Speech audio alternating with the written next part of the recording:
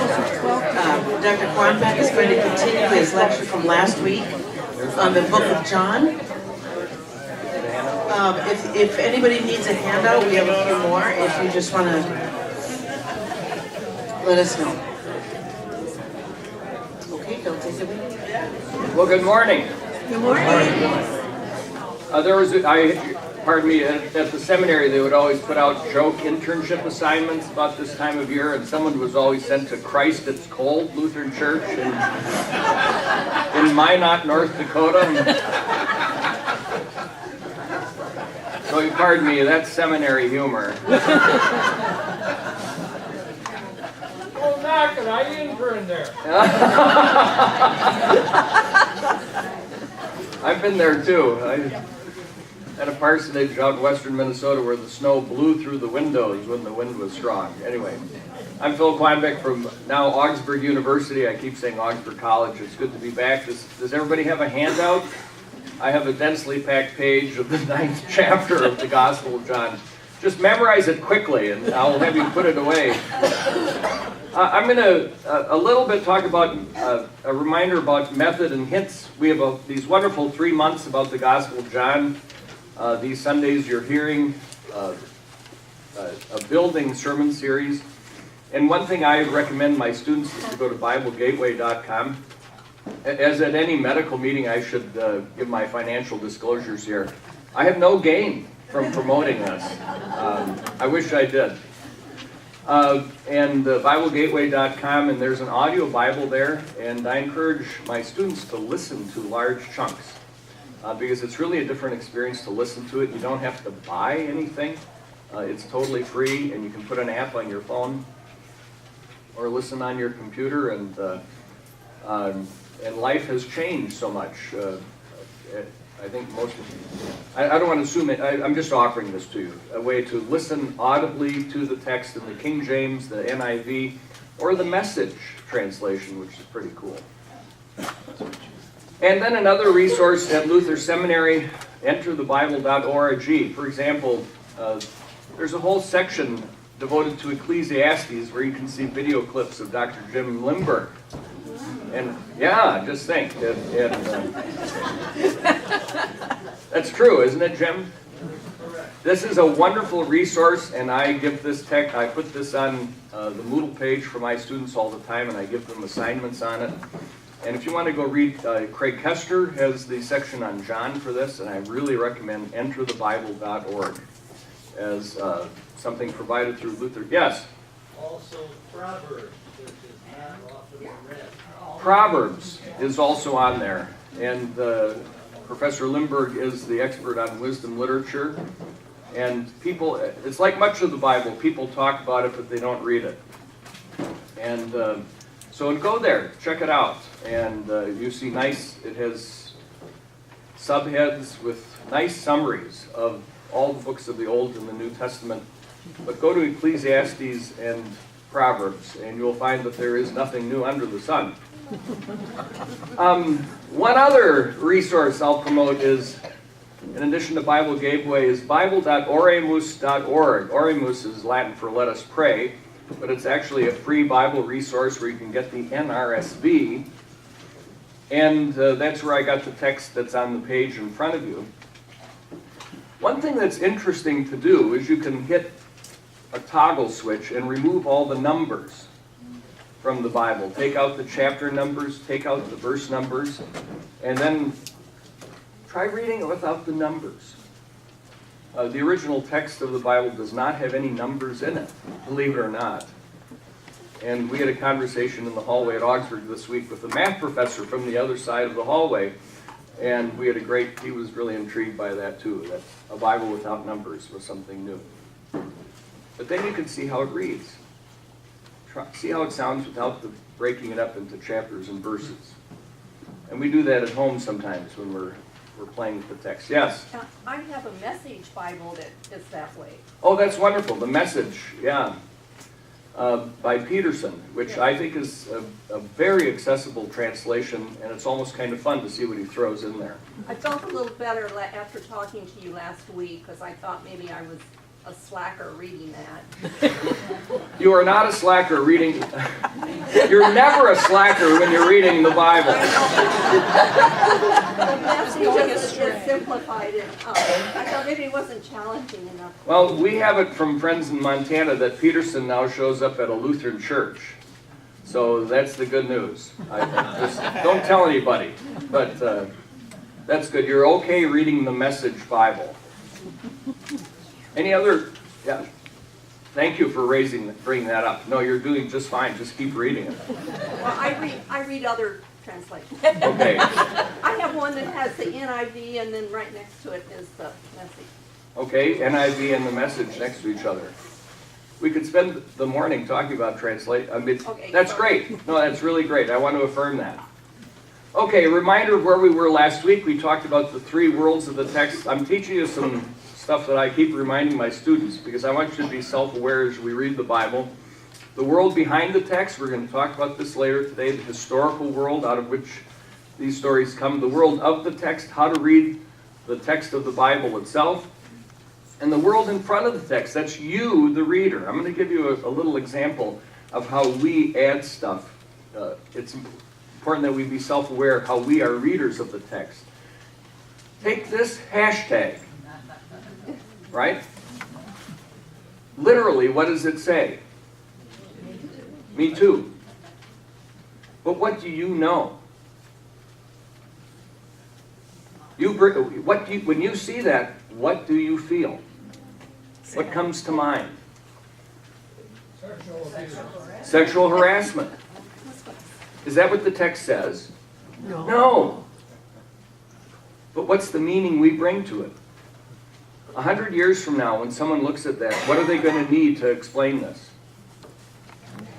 Context. They're going to need a book. Some dissertation is going to be written 100 years from now explaining this text, which you all know. That's what I mean about the role of the reader. Our context is going to be someone's historical world later on. Right now, it's us. But we evoke all kinds of feelings when we see this, and a huge national discussion just by looking at that. Does that help explain what the role of the reader is? So a little bit about following Jesus. The next day, John was standing with two of his disciples, and he watched Jesus walk by and he exclaimed, "Look, there's the Lamb of God." Huh? You all realize that's metaphorical language? Jesus is not literally a lamb. So what do you need to know to make sense of that? If you're a Jewish Christian believer in the first century and you hear Lamb of God, what comes to your mind? Sacrifice. The temple. And becomes a precursor to a later understanding of the meaning of Jesus' death. And note, I'm tying into the sermon series here. And they said to him, "Rabbi," which translated means teacher. Notice how John throws that in. What does he assume about his audience when they read the word rabbi? They don't know. They may not know it. "Where are you staying?" He said to them, "Come and see." He's at the Motel 6. One or two have heard John speak and followed him. One of the two. So these are John's, the Baptist disciples. Notice that doesn't come out in the other Gospels. Andrew, Simon Peter's brother, he first found his brother Simon and said, "We found the Messiah." Wow. What do you need to know the Messiah? Which translated means anointed. He brought Simon to Jesus to look at him and said, "You are Simon, son of John. You are called Cephas," which translated Peter. An Aramaic word. Notice, he's speaking to the audience. We often need translations. They put the footnotes right in the text. The next day, Jesus decided to go to Galilee. Philip found Nathanael and said to him, "We have found him about whom Moses in the law also, and the prophets also wrote, Jesus, son of Joseph from Nazareth." What's striking here? That's his genealogy. That's it. What do we get in Matthew? Big thing, remember? Big thing that started back with Abraham. Luke takes the genealogy back to God. Is there any qualification, well, he's kind of his father, but you know. No, none of that here. The one about whom Moses and the law spoke. So what does the writer assume you know? Who Moses and the law are about. Nathanael said, Rabbi, you are the Son of God, you are the King of Israel. Notice that's going to come back later in chapter 19. Jesus answered, do you believe it because I told you? And Jesus said to him, very truly, I tell you, you will see heaven open and the angels of God ascending and descending upon the Son of Man. What is that a reference to? It's a reference to the movie A Matter of Life and Death, starring Peter Niven, where there's this great scene. No, it's not.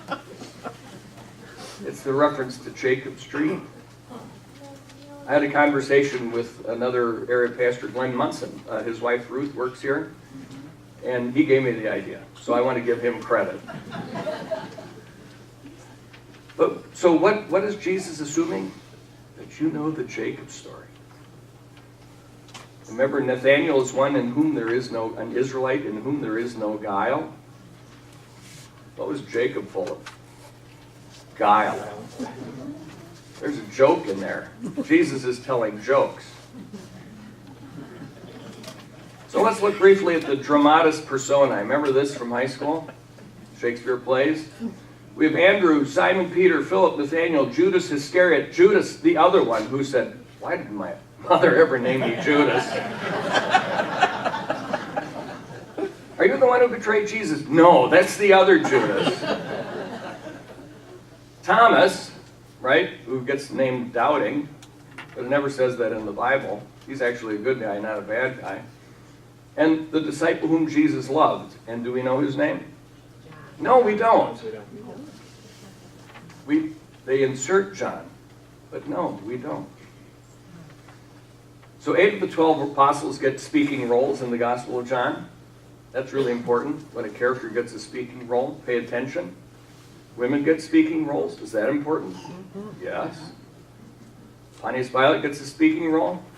Yes. Certain Jewish leaders get speaking roles. Yeah, pay attention. We have Mary, Martha, Lazarus, and another Mary, the mother of Jesus, and Mary Magdalene. So is Mary a popular name? In the Gospel of John it is. Nicodemus, who I'm going to talk about a bit, and Pontius Pilate, to name a few. Sometimes you can just name the characters and you can retell the story. So let's talk about Nicodemus. I'm going to look at 3 passages in the Gospel where Nicodemus appears. The first, we talked about this last week, he comes to Jesus by night. Who's Nicodemus? He is a Pharisee, a Sanhedrin, a council, a high-status Jewish leader. And remember, what was the symbolism of darkness that we talked about last week? It's not just time of day. It's also state of mind. So does he see who Jesus is? Not yet. What's the significance? He comes to Jesus, even in the night. Think of the importance of context and the motion of the character. In John 7, Nicodemus defends Jesus to the chief priests. Notice the transition here. The officers came and, let's see, what is it? Nicodemus, who came to him before being one of them, said to them, our law does not judge a man unless it first hears from him and knows what he is doing, does it? They answered, you are not also from Galilee, are you? Search and see, there are no prophets that arise out of Galilee. Huh? Who is he? Where is he from? So what's Nicodemus doing here? He's kind of raising questions. Maybe this is the guy. It's tentative, but he's willing to speak to the authorities about it. Think about that. And who in the audience of the gospel would identify with Nicodemus? In the early days of the Christian church, as it emerged from Judaism, were there Jewish leaders who thought of themselves as a Nicodemus type? Or are there others, even people in our community, who kind of, and among our larger gathering, who wonder about Jesus and are kind of sure, but not totally? Is there room for them in John's gospel? There is. And finally, after these things, Joseph of Arimathea, who was a disciple of Jesus, though secret, because of fear of the Jews. And remember last week, who did I say the Jews with a capital J referred to? The leadership. Not, the leaders, the elites, not Judaism in general, which is often the mistake of anti-Semitic readings of this text. So you have Jews, small j, and the Jews, capital J, who are the elite leaders. Pilate gave them permission, so they came and removed the body. Nicodemus, who had first come to Jesus by night, hear the echo back now, also came bringing a mixture of myrrh and aloes weighing about 100 pounds. That's a lot of spices. And they took the body of Jesus, wrapped it with spices and linen cloths according to the burial custom of Jews. What's the significance here of the figure of Nicodemus? Where does he show up? At the end. What's he willing to do? Handle the body. Think of the rules of Judaism. Clean, I hear. What's that? You didn't touch bodies. But he's willing to touch the body. Here's the guy who wondered if this was the guy. And now, do we know what he's thinking? We don't. What do we know? We know what his actions are. The Gospel of John is often about not just words, but about actions. One other character, Pontius Pilate. Heard of him? It's Pilatus, not P-I-L-O-T. That's the old kindergarten, 8th grade joke. The boys would draw Pilate in an airplane. So Pilate has... now, who is Pilate? What do you have to know who Pilate is? That he's a Roman? That he's a Roman governor. And how were the Romans in the ancient world? Cruel. So whether this exchange actually takes place, it tells us an interpretation of the relationship that the early Christians saw between Jesus and the authorities. What have you done? You say that I am a king, for this I was born, for this I came into the world to testify to the truth. Everyone belongs to the truth, listens to my voice. And what do we get here from Pilate? That great question.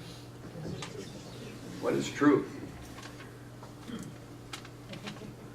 Is that a question any number of people can ask?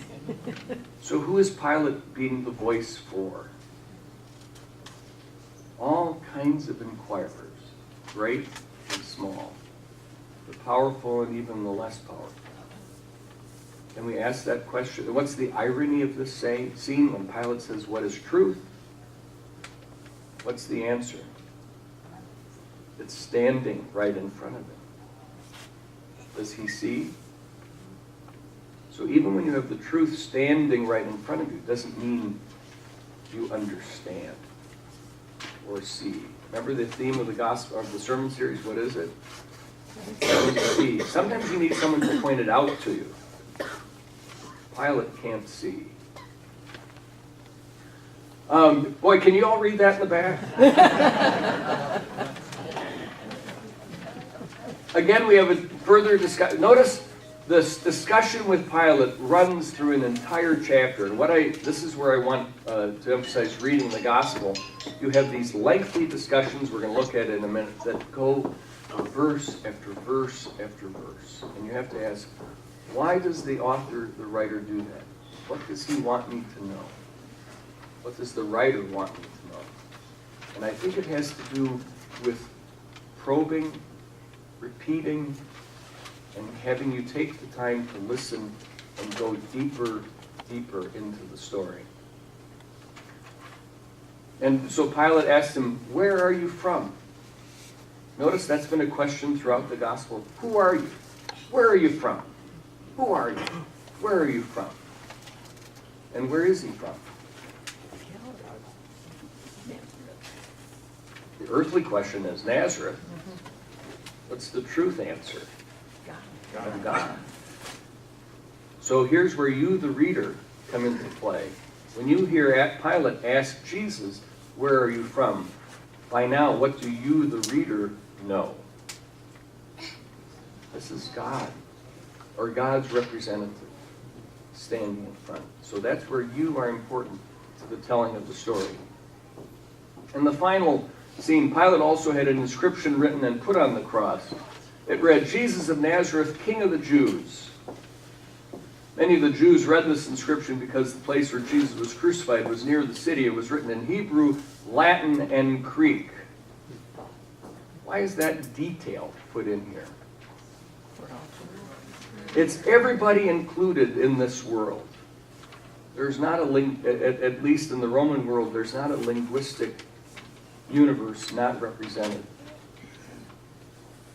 Hebrew, Latin, and Greek. So what's the irony then? What's John doing? What's Pilate doing? He's publishing this so everybody will understand. His intention, the intention with the sign on the cross, with this titulus as it's sometimes called, is in the execution to publish the reason why this person was executed. And so there's irony here. Jesus of Nazareth, King of the Jews, and then what's his intention here, the irony? Don't try this. If you've got kingly ideas, this is not the way to go. King of the Jews, some king. And what's the irony that you, the reader, know? It's the truth. Even scrawled on a piece of wood on a cross. So they come to Pilate and say, "Take it down." Just say, "This man said, I am the King of the Jews." Notice the attention to grammar here. And the famous line from Pilate, "What I have written, I have written."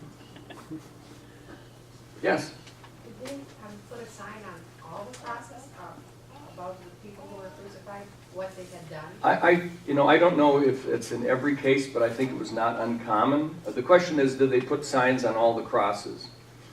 I think, I don't know.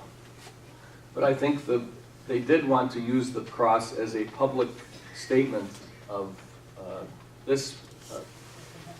This could happen to you if you try to rebel against the Roman Empire. So you're just being on the cross was that, but maybe this was in particular. I don't know if it was always the case. It's written as INRI. It comes into Christian art. Jesus Nazarias Rex Judaeorum. You knew that. But you see the INRI becomes art. It's often dressed in, carved into wood on the ends of pews or on altars. And so the sign on the cross becomes Christian art that becomes highly symbolized. We look at the INRI and we forget what it is. So the INRI is from Latin. Jesus of Nazareth, King of the Jews. How are we doing? Mary Magdalene. There are a bunch of Marys. Mary Magdalene, but what is everybody? She's not a prostitute. Is that clear to everybody? She's Mary Magdalene. And what's her significance? She's a follower of Jesus. And she's the one who in John 20 is one of the first witnesses to the resurrection. And like a lot of characters in John, she faces Jesus, but what doesn't she know? Who he is. Who are you? And Jesus said to her, "Woman, why are you weeping? For whom are you looking?" Supposing him to be the gardener, she said, "Sir, if you have carried him away, tell me where you laid him." Jesus said to her, "Mary." And she came and said to him in Hebrew, "Rabboni," which means teacher. So we have that moment of recognition. Who are you? Now, and what does she do? Does she then see? Notice how the moment transforms her into someone who doesn't recognize, into someone who does.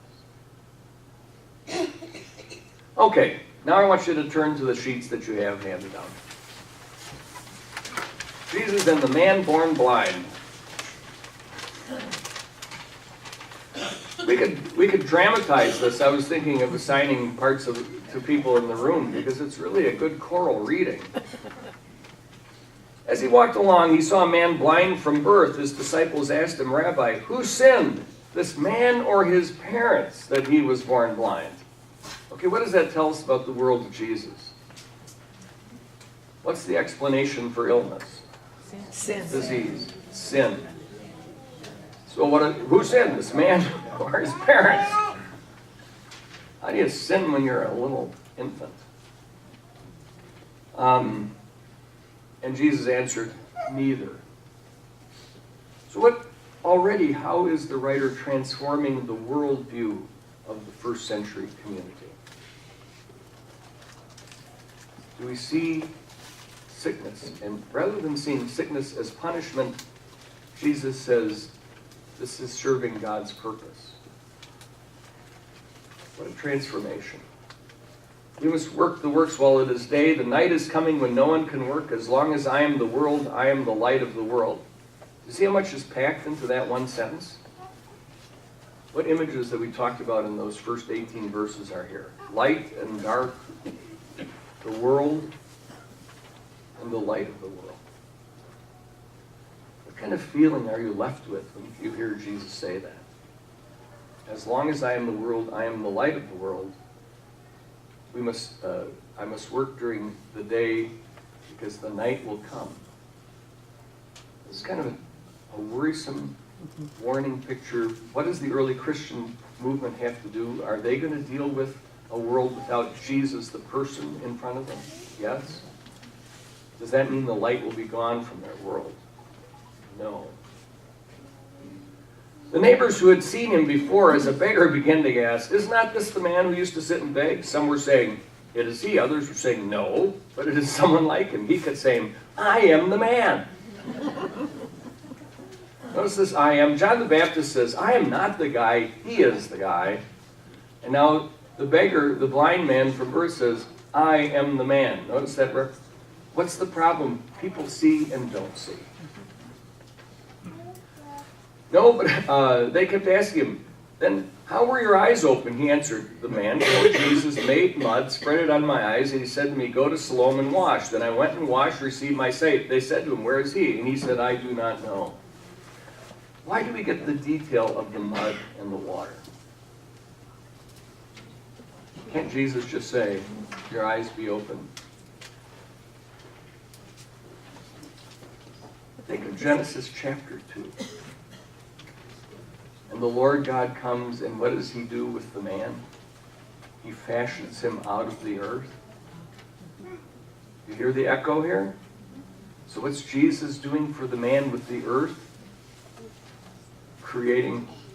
Recreating his eyesight. So I think there's an echo of, we're not saying he's God, but there's an echo of Genesis 2 and the tangibleness, the immanence, the presence of a divine figure reaching into the ground. Notice the answer isn't from up here. The answer is from down here in the touch of Jesus. They brought the man to the Pharisees who had formerly, notice he's now a man who formerly has been blind. Now it was the Sabbath day. John gives us a time detail. What's the Sabbath day in the culture? The seventh day, the day of rest, and so the issue will be work. Then the Pharisees also began to ask him how he had received his sight. He said to them, he put mud on my eyes, then I washed, and now I see. Some of the Pharisees said, this man is not from God, for he does not observe the Sabbath. So what's going on here? They defy what's in front of their eyes, and they say this can't be happening because it's the Sabbath. But others said, how can a man who is a sinner perform such signs? And they were divided. Wait, does that sound familiar? And they said again to the blind man, what do you say about him? It was your eyes he opened. He said, he is a prophet. The Jews, remember who are the Jews here? The elites. The Jews did not believe that he had been blind and received his sight until they called the parents of the man who had received his sight.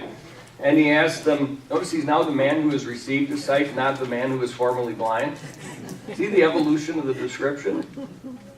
And he asked them, is this your son? who you say was born blind, how then did he see? His parents answered, we know that this is our son and that he was born blind, but we do not know how it was that he now sees, nor we do know who opened his eyes. Ask him!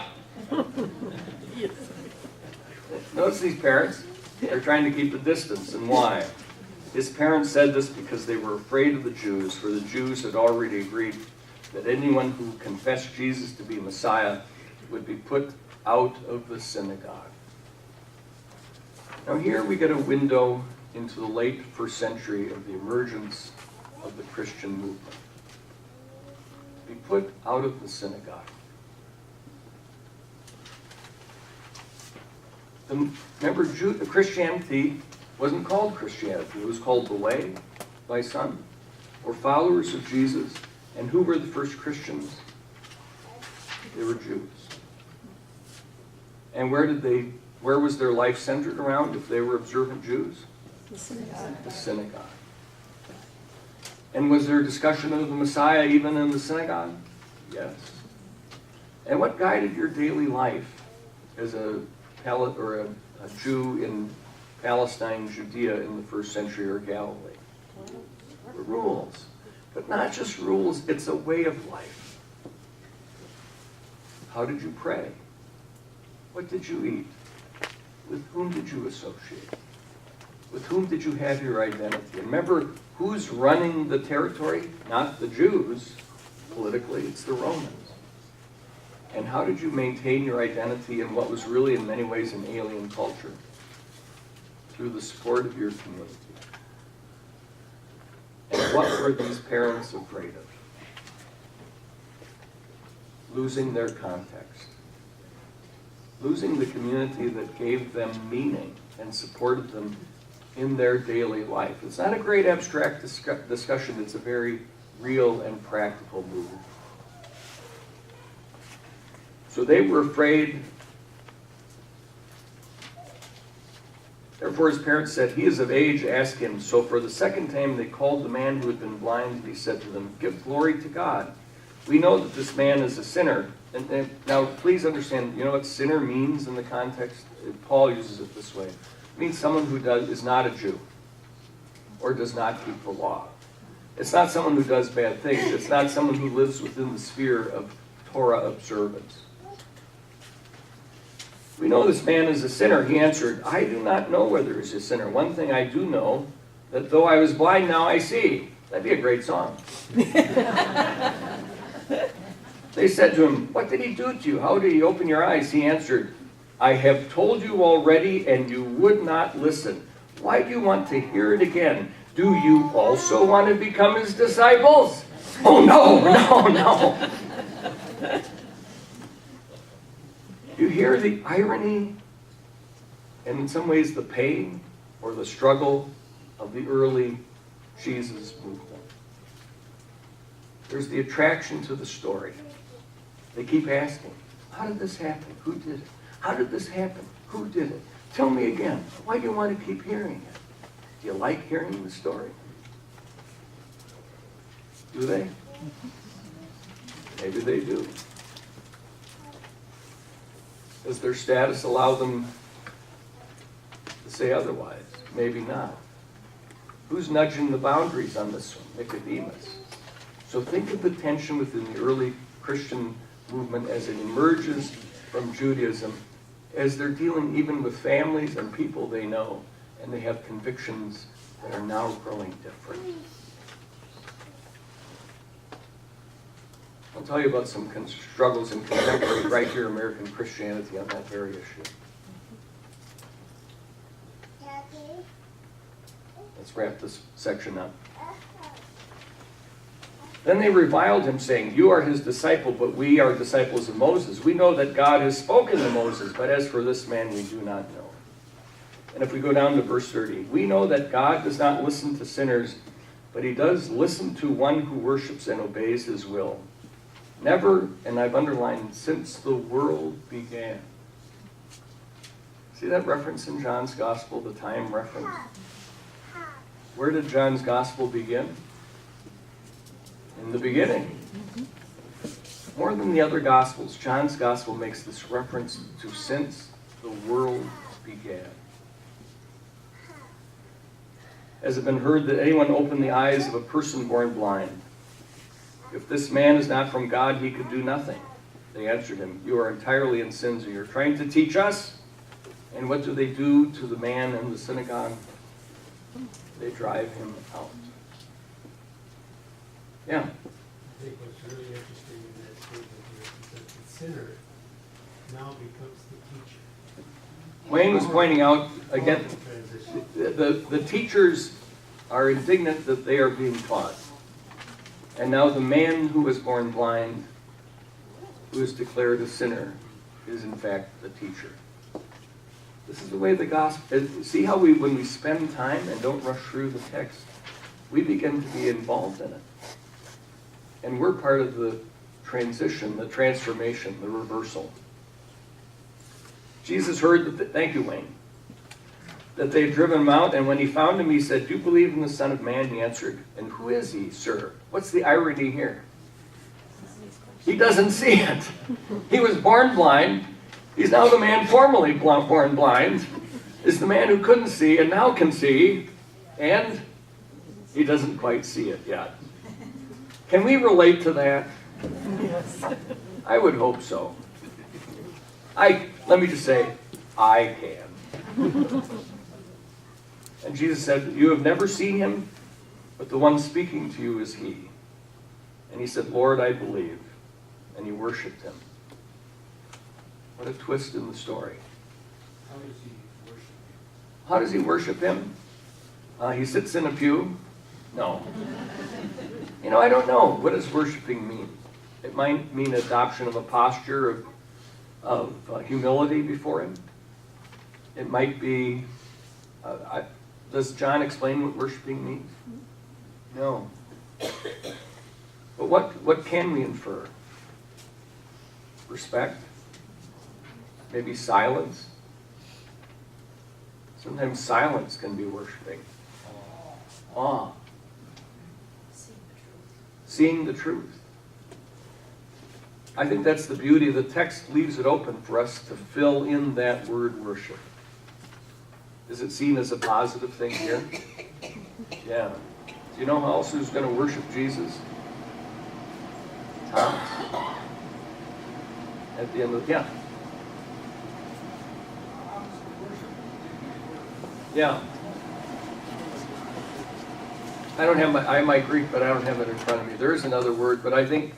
I wonder whether there's a context that we're not able to get to. Oh, I think it captures. You're right. The question is there a context behind the word? But I think we're left to fill in the context. That there are all kinds of things that have to do with respect, awe, change of heart, seeing, that are part of worshiping. Wayne. I don't know what the Greek word is for it, but I think worship means, in a sense, worship. And so when you come to worship, you live your life as maybe a devoted follower should. Okay. And worshiping the Lord. You live a life that's worthy of being followed. Wayne was saying you live a life that's worthy. It has to do with following. So will this man now become a follower of Jesus? Yeah. Is his life going to be changed? Yeah. So I think this is where it's not just the knowledge that Jesus is Lord, it's some kind of physical action, status, stance that the man takes that his life is going to be following a different path. And he's made worthy. Does he earn the right to be healed? Did he come forward to, just as I am without the plea, make a decision to accept Jesus into his life as his personal Lord and Savior in order to get the gift of sight? No. Who gave him the gift of sight? Jesus. Were there any preconditions for it? No. I think that's the other aspect too. His life is transformed, and then he comes to see. Jesus said, I come into this world for judgment for those who do not see, that those who do not see may see, and those who do see may become blind. That's one of that goes back to Isaiah chapter 6. That's echoed also in the gospel, synoptic gospels. The irony is some will see and some don't. Is that a difficulty for life in the church today too? And not Presbyterians don't have that problem. I mean, this is a challenge. Some see and some don't. Some of the Pharisees near him heard this and said to him, "Surely we are not blind, are we?" Oh no. Oh, Jesus says, "Don't worry." But you, the reader, know. They are. Some of the early Christians were Pharisees. That's who the recruiting group was. And that makes these words a little more powerful. Jesus said to them, "If you were blind, you would not have sinned. But now that you say, 'We see,' your sin remains." You can't beat it.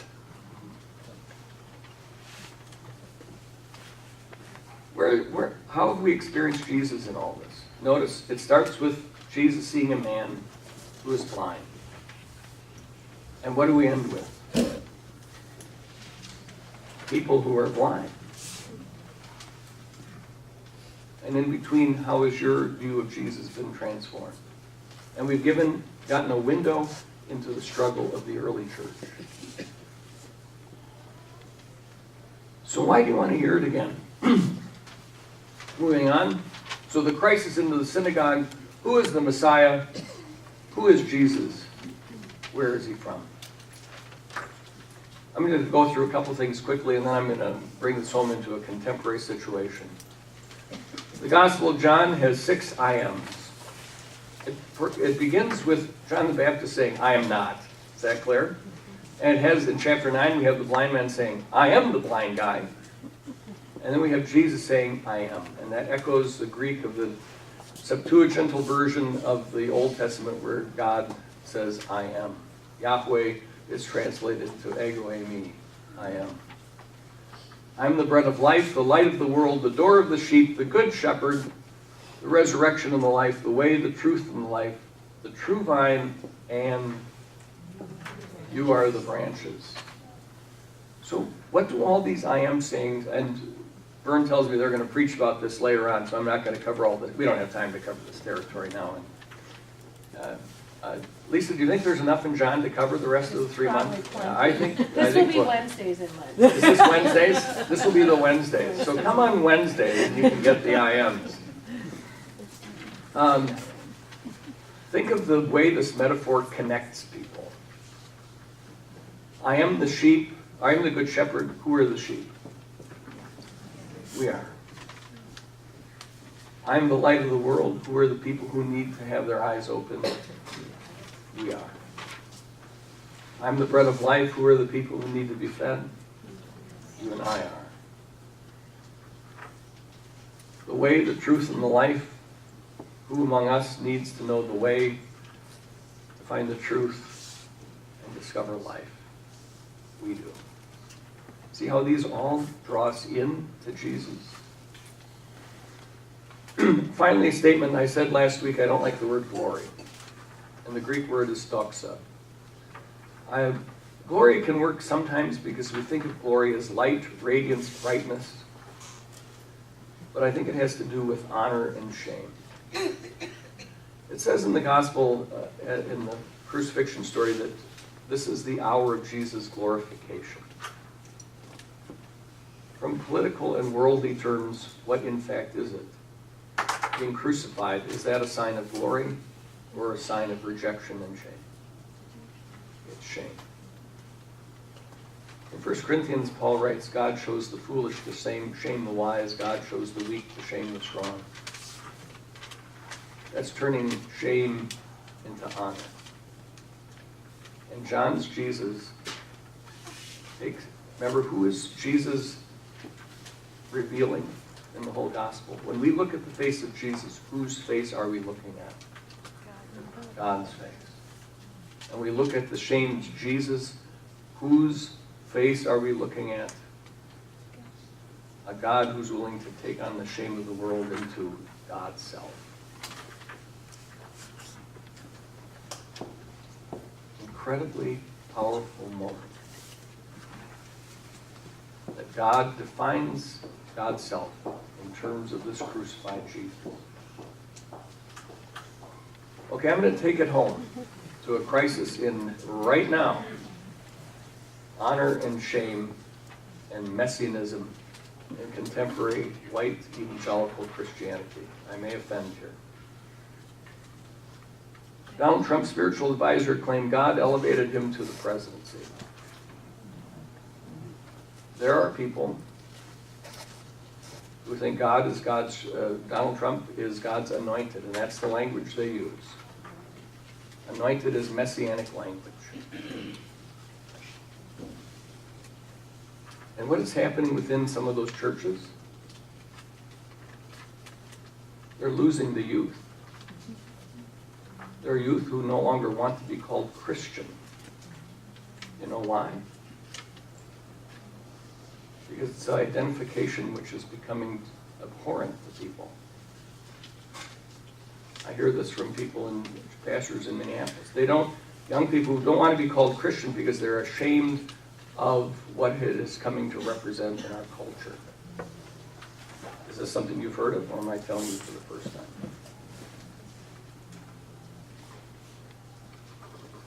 Russell Moore is the head of the Ethics Commission for the Southern Baptist Convention. Have any of you heard of his name? He is concerned about this too. And last week, he wrote an article, Why Theocracy is Terrible.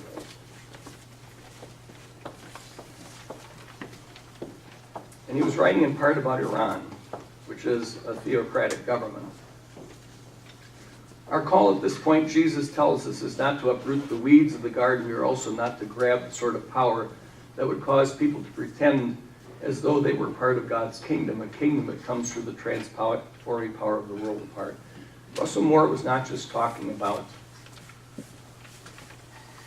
Iran. He was talking about struggles within the Southern Baptist Convention and the messianism and the disturbing turn that is dividing the Baptists.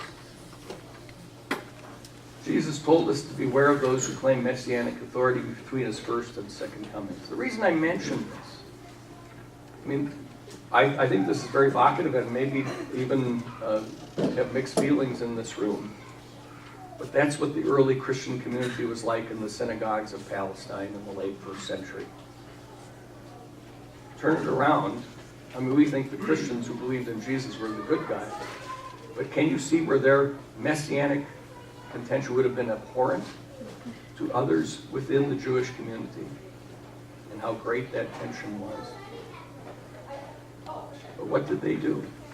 They took that path and followed Jesus despite the social pressure to do otherwise.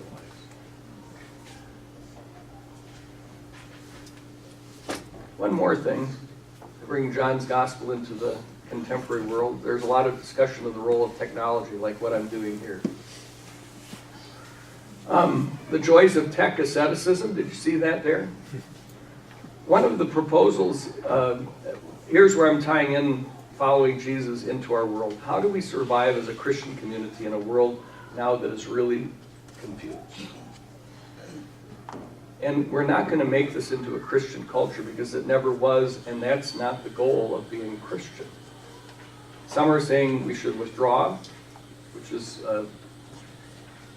called the Benedict option by some, and maintain a faithfulness there. Oh, that's the end of my screen. And so in terms of a Christian community, how do we take John's gospel, which is concerned with shaping a community and uses organic images of life and light and food and drink and vines and branches, shepherd and sheep?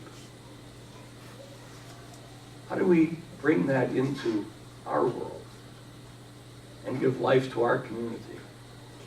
Maybe our community has life, and this is part of our renewal.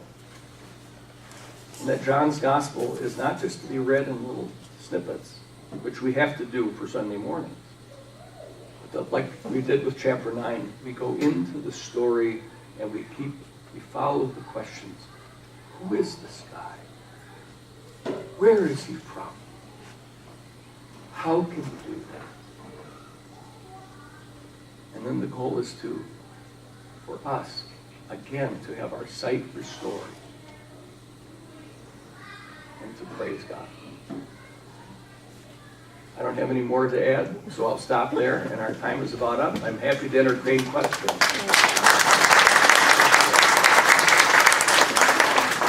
My email is at the bottom of the page if you have complaints, and you're welcome to send. Thank you for coming.